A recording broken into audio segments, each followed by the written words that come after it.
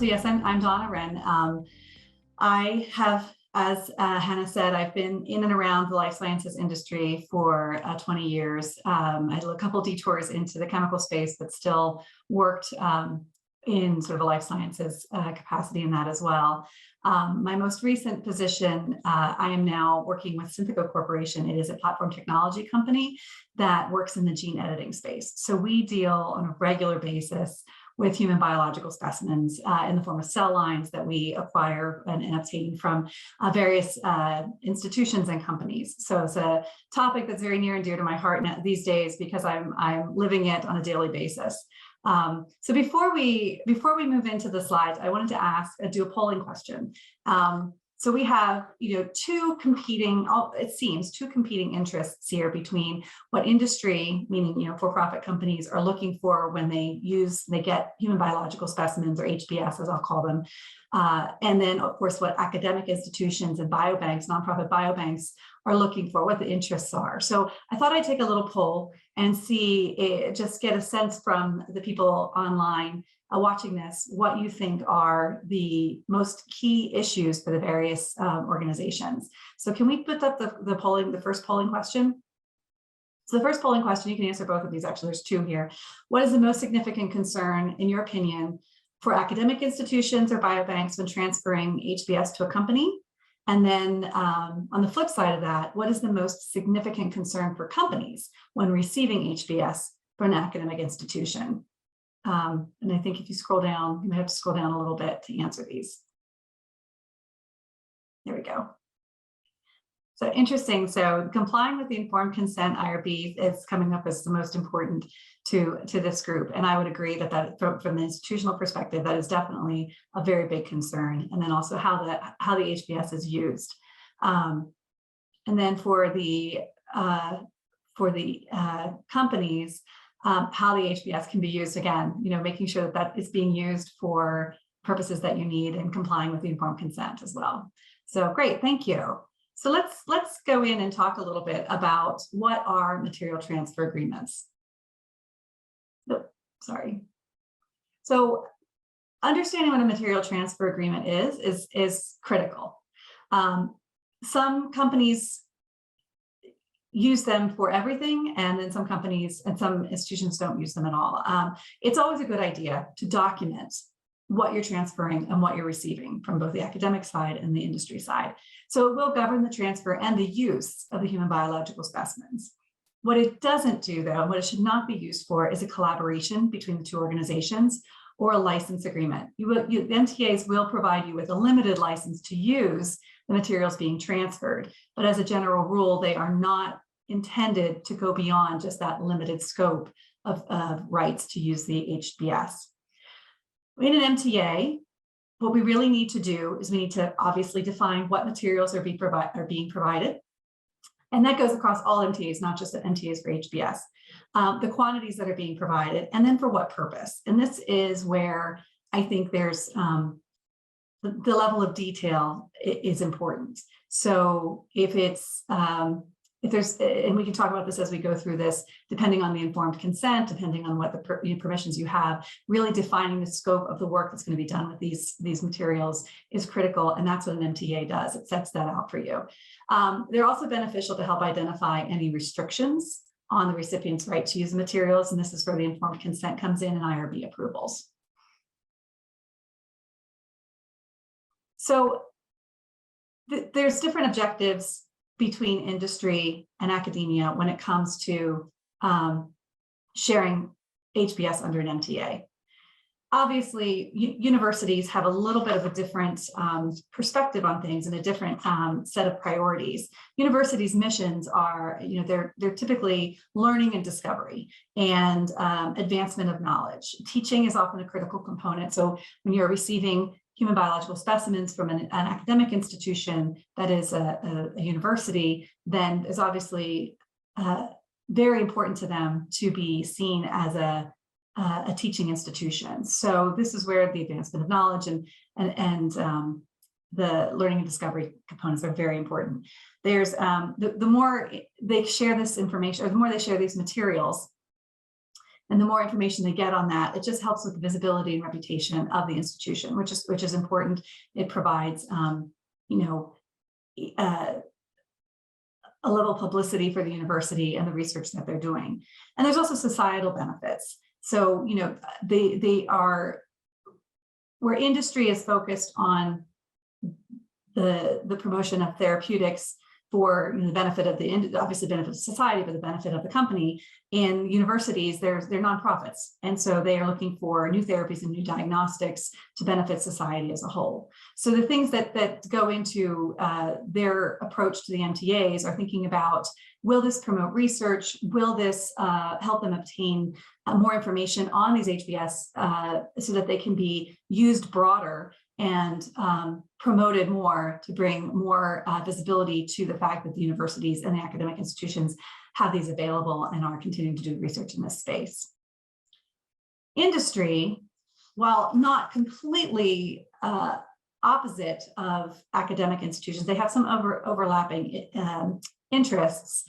They are also focused on their investors. So promoting therapeutics, revolutionizing drug therapy, transforming healthcare, but they're looking long-term about the products that they can bring to the market to inspire and encourage more investors in the company. So theirs is a more protective approach to the results and the rising IP that might come out of the work that they're doing with these materials. They want to be able to use the results to further develop their therapies. They obviously want as broad a rights as they can get to use it, where this is where the definition of the scope of the research that can be done is really critical, because obviously industry is going to want to have the right to do as much as they can, whereas the academic institution might need to restrict that based on informed consent and other issues. The industry is going to want to perhaps work with third parties, either service providers or collaborators. And if the third party receiving, or the company receiving the materials is a CRO, for example, the company I work with, we want to have the right to use these materials to generate products for commercial sale to our customers. So issues that arise in MTAs between industry and academia. There are quite a few.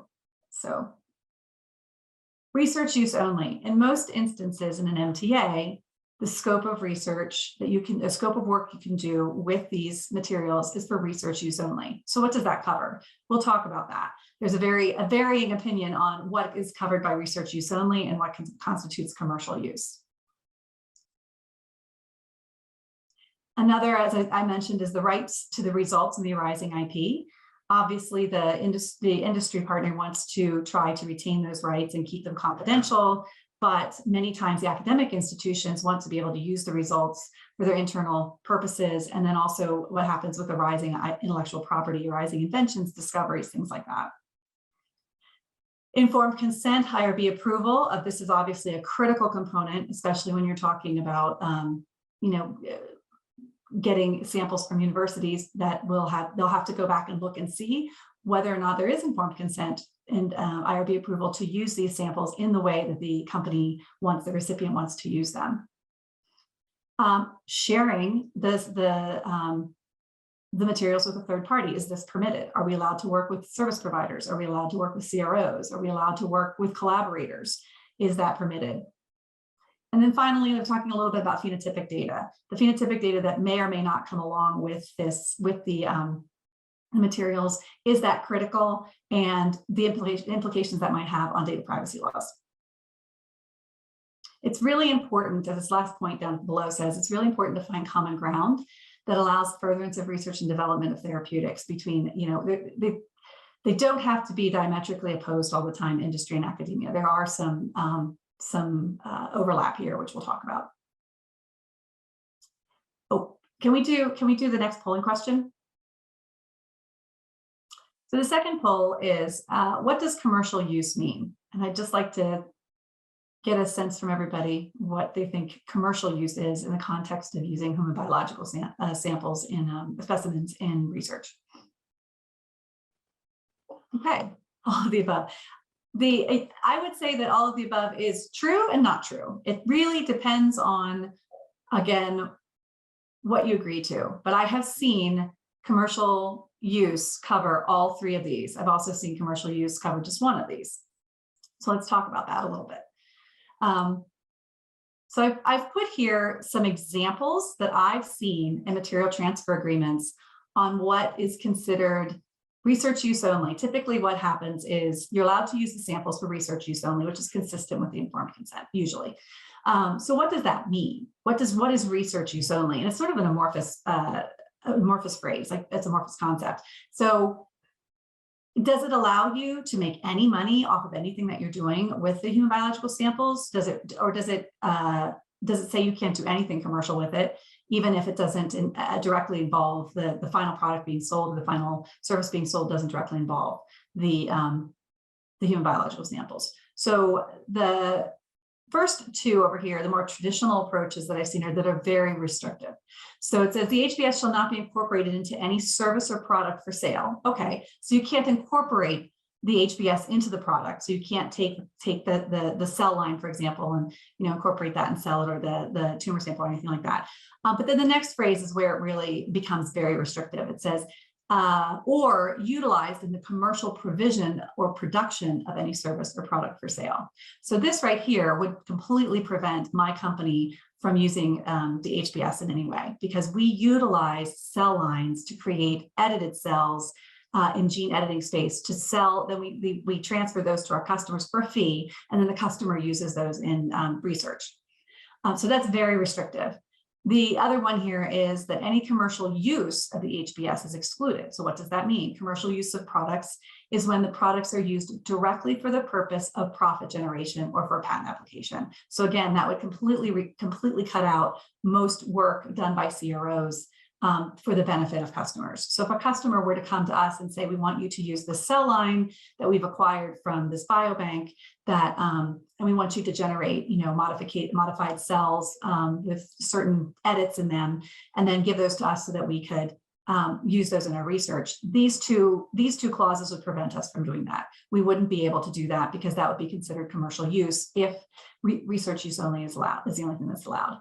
So what we've done is, in the alternative approach, we've sort of parsed out using developing products that include or contain the HBS versus services or products that are made using the HBS.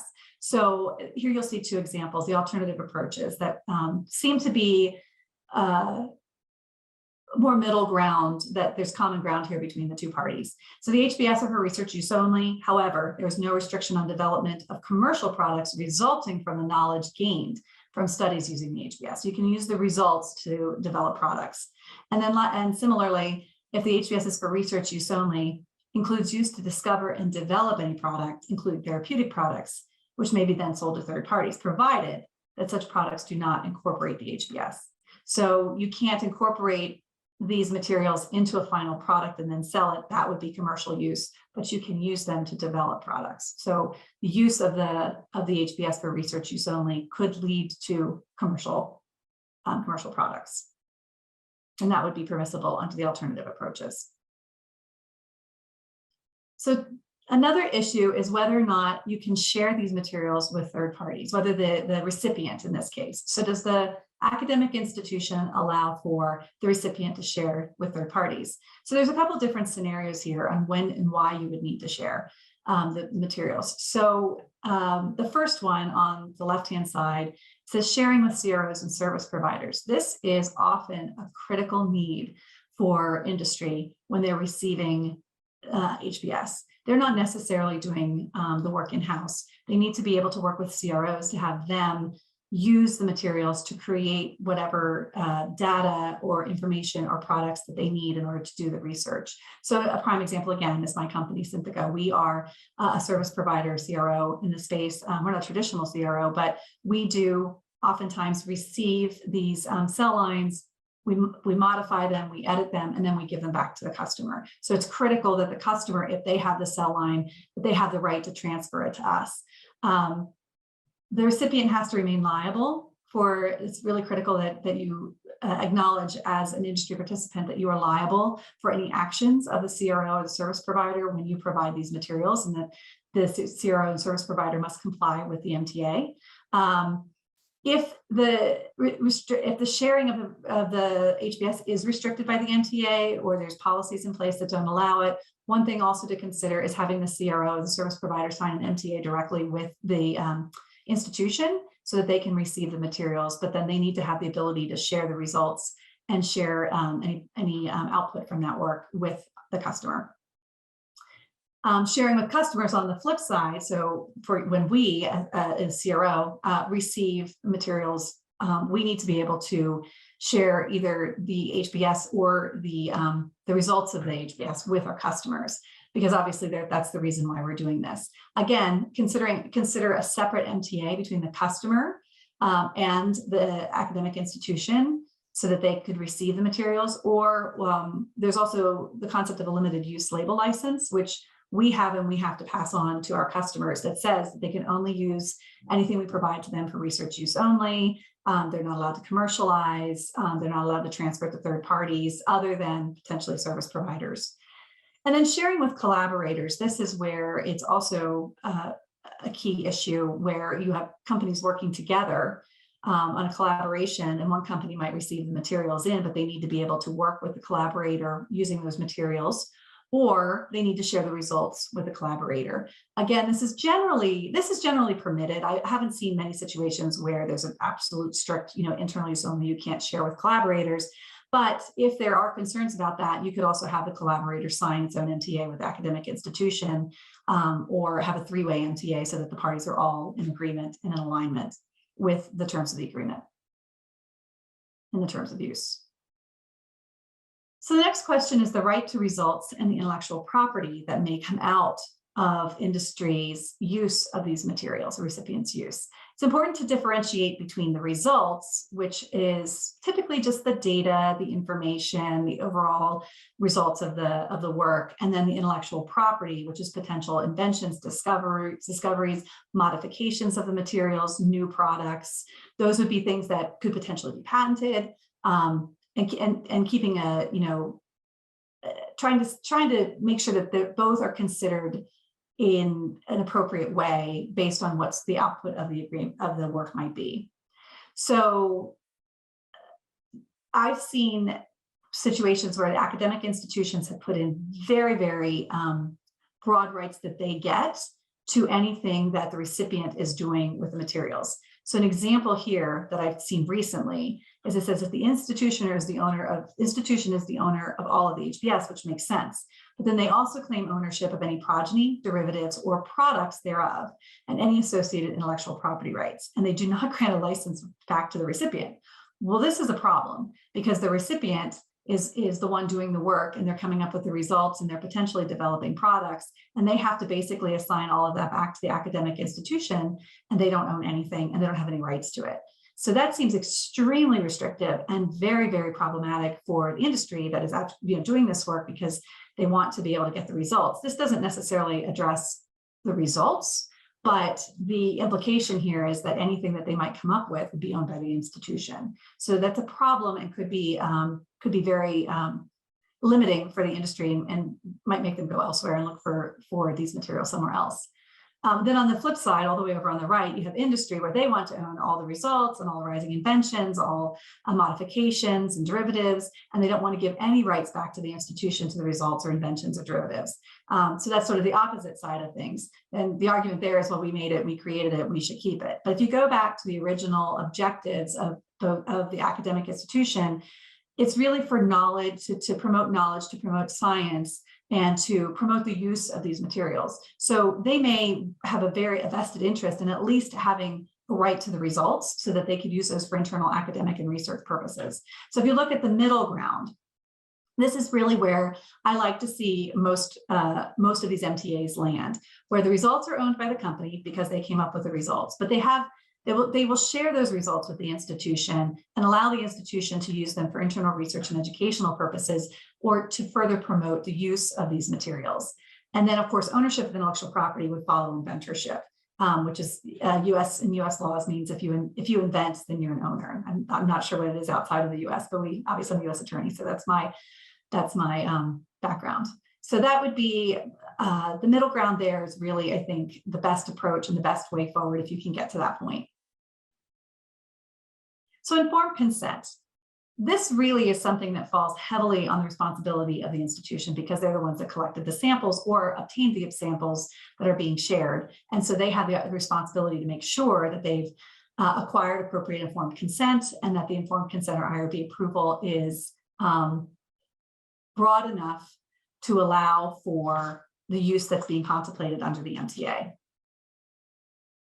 So, obviously informed consent is often necessary to enable the recipient to conduct the research. And as I said, the recipient has to rely on the institution to collect and obtain the informed consent. So a lot of times what we'll do in the MTAs is put in a representation from the institution that they have obtained appropriate informed consent or IRB approval, and that the informed consent or IRB approval is broad enough to allow the research to be done that's contemplated under the agreement. In some instances, it may be worthwhile to share the informed consent if it's sort of a blanket informed consent, a copy of the informed consent form, so that the recipient can review that and ensure for themselves that they have the appropriate right to use this. Where it's not available, so that was my point, I'm sorry, so that they should provide a representation. Of course, if you're using cell lines, which again, I come from a company where we oftentimes are using these human biological specimens that are cell lines, one way to address this is using the mortalized cells where informed consent is a little bit more relaxed versus in primary cells. Of course, that doesn't work for other types of human biological samples like tumor samples and blood and things like that. But things to consider when you are doing this research and looking at the informed consent is what happens if the consent is withdrawn. If these are recent samples and people can come in and withdraw their consent, what responsibility does each party have to address that? And then the other is, what if the consent is too narrow? So that might be an issue where you go back to the research use only definition and understand what the interplay is between the institution's position on research use only and the informed consent. So informed consent can actually have broad implications across the agreement if it's too narrowly drafted. And finally, talking about phenotypic data. So phenotypic data is oftentimes requested, especially when you're looking at certain types of, you're looking for a very specific subset of human biological samples. But of course, when you start getting into providing phenotypic data, it raises data privacy issues. And of course, in the EU, we know that there's GDPR, and that has very, very broad implications and has ramifications across multiple agreements, not just material transfer agreements, and it also goes further than just providing the phenotypic data. There are also issues when you obtain samples and are doing certain research on it that you might be able to identify personal data through the research that you're doing. So even though you may not be asking specifically for this data to be provided with the sample, the fact that you've received the sample and are doing certain research on this can lead to GDPR being implicated and being an issue. I am not a data privacy expert, so I'm not going to go into the details on GDPR, other than to say that it's something that you should definitely consider when you're receiving human biological samples from the institution perspective as the provider. And then if the, if especially for CROs, if they're considered a processor. And then also there's state level privacy issues in state level privacy laws in the United States. We do not have a national federal privacy law at this point, but there are many states that have their own privacy laws. For example, California has the CCPA, Virginia is another state that has its own privacy laws, and they are different. So it gets a little bit complicated because if you are doing business in California, you really need to be focused on that and making sure that you're complying. But if you're doing business in multiple states, you may have to comply with multiple state privacy laws, which gets very complicated very quickly. To address privacy law issues, one of the things that is recommended is to anonymize the data. And anonymized data means that there's no way to link the data back to the individual donor. So it's completely anonymized. And that's different from either de-identified or pseudonymized, where yes, it's de-identified, but ultimately there is someone somewhere that holds sort of the master key. So that data may still have privacy law implications, and you may still have to comply with and look into whether or not you can comply with the various privacy laws. So to summarize, MTAs, as I've mentioned, are critical tools used by academic institutions and industry to transfer human biological specimens. They should be used to set the parameters of the relationship, determine what the research will encompass, determine parties' rights to the results of the research, determine whether or not privacy laws are implicated, and also, as I mentioned, informed consent. They should clearly define what can be done with the HBS and what the limitations are in their use. The more detail that you put in an MTA, obviously the better for the parties, because it creates less ambiguity down the road and a very clear path for both parties to move forward. And the parties should consider each other's perspectives and goals with respect to the transfer and use of the HBS, and try to find some common ground to further research and development.